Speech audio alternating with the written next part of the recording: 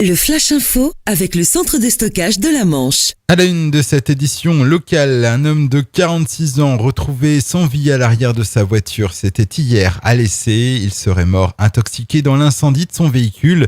Des témoins sont parvenus à éteindre les flammes avant l'arrivée des pompiers. Une enquête est ouverte. La gendarmerie était encore sur place à 18h pour réaliser les premières constatations. Hier, les 2100 salariés de DCNS à Cherbourg et les 700 sous-traitants n'ont pas pu pénétrer à l'intérieur de l'Arsenal. À l'appel de la CGT de Force ouvrière, les 3 entrées ont été bloquées dès 5h30 du matin. Blocages qui se sont poursuivis jusqu'en début d'après-midi. Ils protestent contre la baisse des effectifs de production. Même si on ne parle pas encore de grève reconductible, on annonce que des assemblées générales auront lieu régulièrement pour prévoir d'autres opérations de blocage ou de perturbation de la production. EPR, le procès pour travail dissimulé sur le chantier de Flamanville prévu la semaine prochaine a finalement été renvoyé en mars 2015.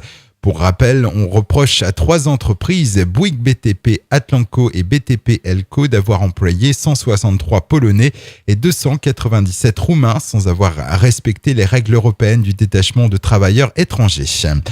Un mot de politique. Après 17 ans de présidence du Conseil général de la Manche, Jean-François Legrand passera la main en mars 2015.